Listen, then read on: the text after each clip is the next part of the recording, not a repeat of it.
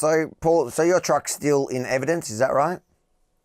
Yes, I still have it 2.5 years later. And why do you think they're targeting you? Why do you think they haven't just let it go?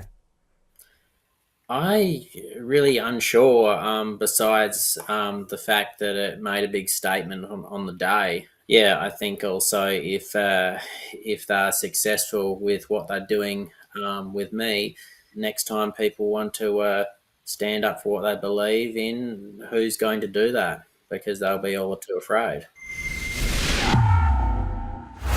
On the 12th of February 2022, almost 2.5 years ago, we witnessed police escorting a truck to the stage area of the convoy to Canberra, who were in the capital to protest the ongoing COVID insanity, when police suddenly turned on the truck, smashing the windows and later arresting the driver, Paul. Paul was locked up for 2 days, released on bail, facing 6 charges, including 2 counts of driving at police and furious reckless driving. It sounds like a joke, but if he's found guilty on all counts, Paul faces up to 40 years in jail. His hearing is finally scheduled for a 2-week trial in the ACT Supreme Court, commencing on the 24th of this month. Paul and his brother Michael join me now. Guys, thanks for coming on. It's insane that 2.5 years later, you're facing such serious charges and prison time for essentially what sounds like traffic offences. Firstly, how are you holding up? It's definitely been a very difficult and long journey. You're kind of a bit in limbo, and your life gets put on hold. I'm not sure, which is worse, but just the fact that your life's in limbo for 2.5 years, and you can't really move on. It's definitely a difficult situation. Well, the process is often the punishment for what seemed like in the footage to be following orders. It was all calm. Police were marching you through, and then boom, we're seeing in this new footage really smashing in that window to what was clearly somebody who wasn't ready. Michael, how's it been for you, and what are you expecting to happen this month? Yeah, it's been a an interesting experience. I'd give it that much. It just consumes so much of your life, trying to get some common sense out of the whole situation, which is just quite absurd. That there was a couple 100,000 people or whatever number you want to put on it down there. As everyone can see, it didn't cause any damage. Was managing to navigate a fairly big, heavy vehicle through a very large parade or whatever you want to call it of people. Yeah, there was. He was doing it quite safely as well, and everybody was there has said the same thing. Let me just show you something that happened a few hours later in Canberra. Did you see that? A maniac. Yeah. So get the out of Canberra because there are a lot of us. Good. Yeah. You're a maniac. Oh! Oh, I'm so sorry, Emma. I'm so sorry. How's that? You idiot. You are So in that footage there, you could see the intent was clear. She was there to cause harm and damage and had zero care for anyone around her. In fact, she wanted to hurt them. And she was charged with something minor and got off lightly.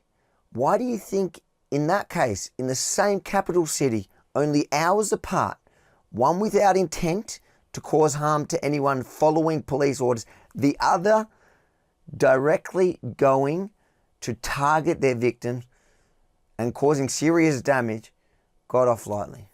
Can you explain it to me? If I could explain that, I'd be a fairly big genius, because I don't think anyone can explain that, to be honest. Um, it's just obviously two rules, clearly for two different groups of people, and yeah, they get targeted. There was a couple of other people arrested, but the police were generally trying to antagonise the crowd and cause irritation, and yeah, so who knows? But on the other hand, that other person was trying to cause grief to people for no good reason. Well, I understand later she was then mocking it even further, laughing how she got a new car, raising money through her OnlyFans account. Paul, that must hurt to watch that, to see someone who's clearly out there to cause harm, to break the law, and then to get off essentially scot-free, mocking everyone, laughing at her victims, saying how she managed to raise the new funds for a brand new car through her OnlyFans, whilst you almost lost your truck. Well, that's a good point, actually. I mean, that's essentially she profited from essentially a criminal act, if you want to put it that way. He's arguably didn't even commit a criminal act of any sort, and yet he's had his $200,000 truck confiscated for almost 2.5 years. They've tried to sell it on him. They're trying to never return it. Like, the confiscation is to seize it to the state, is what they're trying to do. Or else they've just done it so that to hamstring him because they know that he's on a pension and that was his only asset. Seem to use those sorts of things as a bit of a game to tie up his potential funds to fund his defence anyway. So Paul, so your truck's still in evidence, is that right? Yes, they still have it 2.5 years later. And why do you think they're targeting you? Why do you think they haven't just let it go?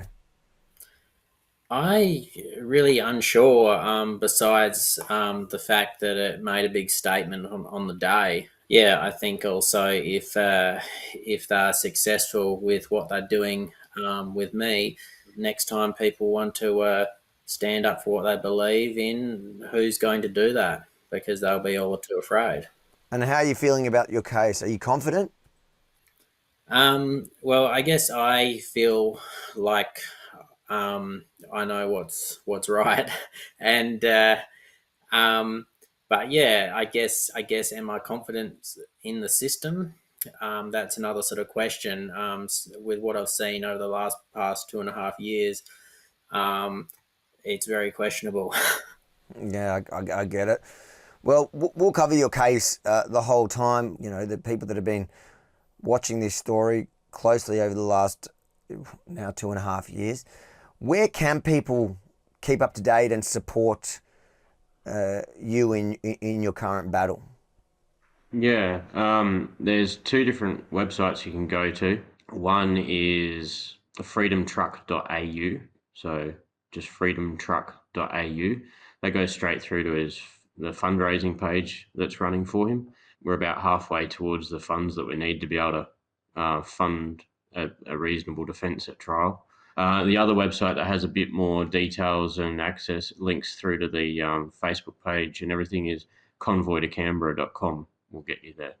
Paul, what's your message to people who have kind of forgotten about the COVID era and the kind of lengths the state went to shut down any sort of dissent? Well, I guess from a historical point of view, if we saw what they did a few years ago, they're only going to keep trying to take and take and take. So unfortunately, they really just gave us a view of the future if people let things go. It's certainly a warning. Final messages to the public now. Michael? Yeah, just like to thank everyone, obviously, for their support, and please keep sharing amongst your friends and colleagues and circle of influence. Unfortunately, he's sort of I think about the last person that's one of the last people still being targeted from that whole event. As we know, a massive number of people from all walks of life in Australia went there. Unfortunately, only a couple of people got targeted over it, and he's one of the unfortunate ones that's still going through the rigours of trying to get some common sense and hopefully some freedom back. Thank you for standing up back then, and sorry for what you're going through now. And I promise you that we at Rebel, we will follow your story through all the way to the end. Thanks for your time tonight, and good luck on the 24th. If you think it's important for the world to know what's still happening in the name of health, make sure to like, comment, but most importantly, share it far and wide, because the mainstream media has gone radio silent. And maybe you, just like me, we've moved on, because for us, the crazy days where they were doing this for our health, to protect us from ourselves, well, they're long gone. But for Michael and Paul, They've been living this nightmare for 2.5 years. So it's up to you guys to let the world know what's still happening. And then head over to fightthefines.com.au. Check out the other cases that are still happening across the country. Fightthefines.com.au will keep you up to date with Paul's case and the others across our country. Fightthefines.com.au. Check it out.